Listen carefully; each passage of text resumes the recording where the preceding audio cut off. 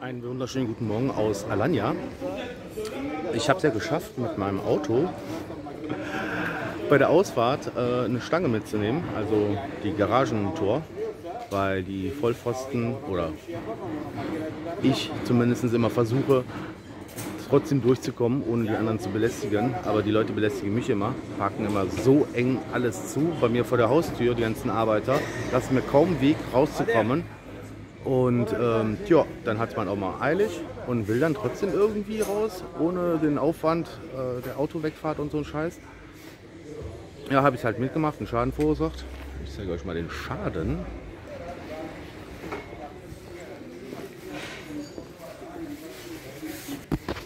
Ich bin zum Glück langsam rausgefahren.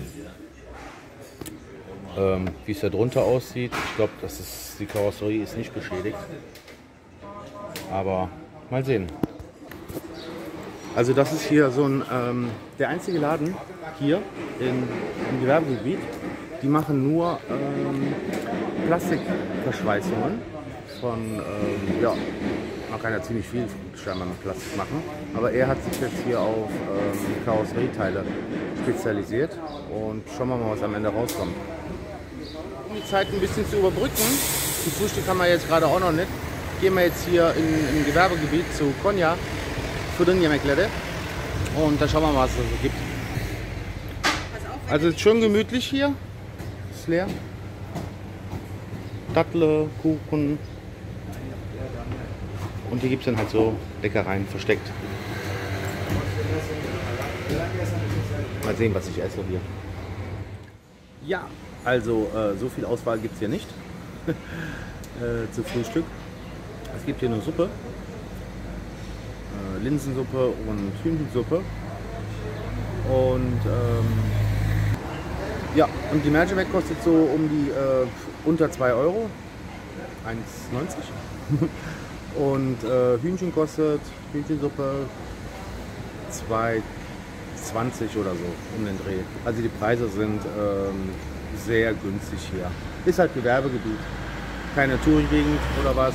Ist ziemlich versteckt.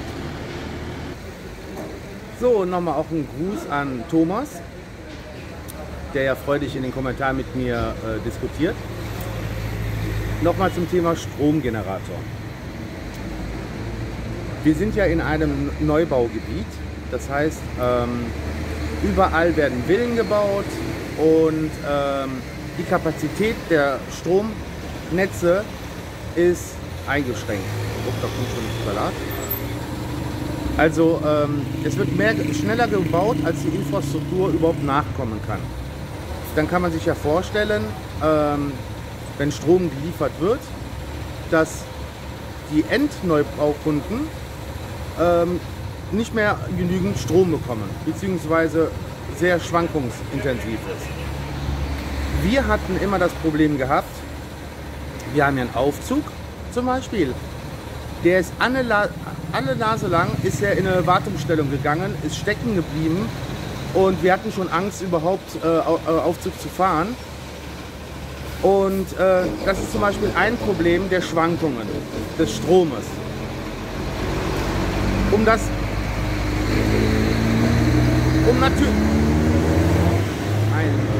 natürlich die Kapazität auszubauen des Stromes, braucht man einen Trafo. Der ist einfach nicht da. Und dann haben wir entweder gar keinen Strom oder Schwankungen und das ist einfach problematisch. Ja? Und um das Ganze halt zu verbessern, sprich, der Aufzug bleibt immer hängen, die Wärmepumpe, die geht immer aus, hat eine Fehlermeldung durch die Schwankungen, die Dunstabzugshaube, das Licht, mal hell, mal weniger hell und schwankt dann immer hin und her. Abends dann besonders schlimm. Kühlschrank hat gar kein Licht. Wahrscheinlich dann auch vermindert Stromleistung, also Kühlleistung. Beim Gefrierfach genau dasselbe. Also wir haben ganze Zeit Probleme. So, du sagst mir, so einen Regulator braucht man nicht. Es ist Schwachsinn. Alles Blödsinn. Ich habe noch nie eins gesehen, wofür man das bräuchte. Wir brauchen es. damit wir ein stabiles Netz haben und damit wir den Aufzug nutzen können, die Heizpumpe nutzen können, den Kühlschrank und den Tiefkühler. Also da, wo ich gebaut habe, ist die Infrastruktur nicht da. Jetzt versuchen wir natürlich mit einem Villenverbund dieses blöde Trafo zu kaufen und ja, uns die Kosten zu teilen, damit wir ein stabileres Netz haben, also sprich generell auch Strom permanent. Und ja, was soll ich machen? Soll ich es nicht kaufen, nur weil du es schwachsinnig findest, das zu kaufen? Also wir persönlich brauchen es einfach. Mittlerweile ist jetzt, ich hoffe, das ist damit geklärt. Ich habe auf jeden Fall, ist jetzt die Suppe da. Moment. Das ist meine Hühnchensuppe. Und hier ist die Magimac-Suppe. Mit schön scharf dabei. Brennt das Poloch aber, ne? Jo, das Frühstück war okay. Bin jetzt satt. War lecker. Noch ein bisschen Weißbrot dazu und dann geht das. Kann man noch einen leckeren Chai dazu bekommen. Ergänzend noch mal zum Stromregulator bzw. Spannungsregulator auch genannt. Seitdem wir das Ding haben, haben wir keine Probleme mehr. Also alle Geräte funktionieren tipptopp und so sollte es auch sein. So habe ich mir das vorgestellt und so ist es auch eingetroffen. Bin zufrieden. Zu dem Trafo muss ich auch noch was dazu sagen. Solange ich diesen Trafo nicht bekomme von den Stromverteilernetzen, werde ich nie Abonnent werden können und nur auf Baustrom laufen. Und Baustrom bedeutet, ich bezahle doppelt so viel als nötig. Deswegen haben wir einen Verbund geschlossen mit den ganzen Villen drumherum und den Bauherren, dass wir dieses Trafo uns kaufen und teilen werden und es wird dann halt verrechnet bei den Abonnements, die man dann hat, bekommt danach. Und das wird sich dann innerhalb von 2-3 Monaten amortisieren, weil leider sind die Stromkosten so hoch. Ja, das sind zweierlei Paar Schuhe, ne? Trafo und der Spannungsregulator.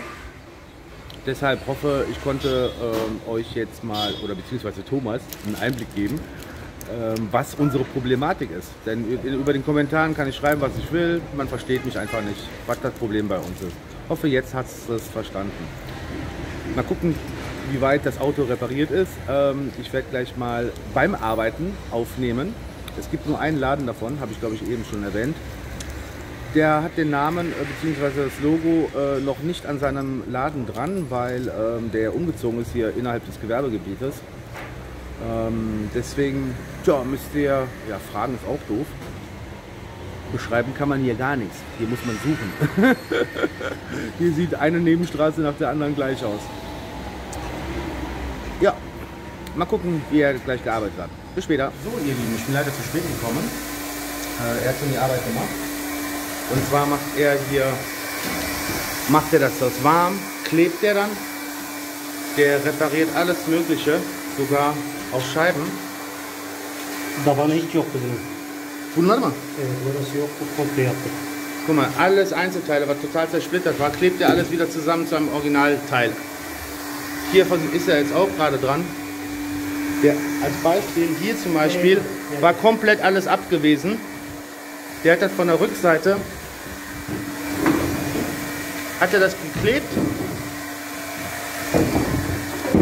und hat sie dann festgemacht.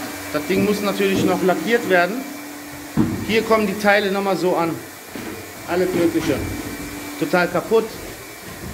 Und hier hat er auch nochmal repariert, sieht man gerade schön. Das war auch alles kaputt gewesen. Hier sieht man auch, dass kaputt war. Ja, wird nochmal neu lackiert und das Ding wie neu. Ich schaue mir das gleich mal unten nochmal an. So, ist es dann halt geworden. Ihr wisst noch, hier war der Riss, der hat das von innen gemacht. Hier ist nochmal zu alles, fällt nicht mehr viel auf. So, ich bin jetzt durch mit der Reparatur. Das Ganze hat mich jetzt 14 € oder so gekostet. Ist eine super Alternative zum Neukaufen. Kann ich nur empfehlen. Fällt nicht so unbedingt auf, also ist es okay. Ich wünsche euch noch einen schönen Tag. Freut euch auf meine nächsten Videos.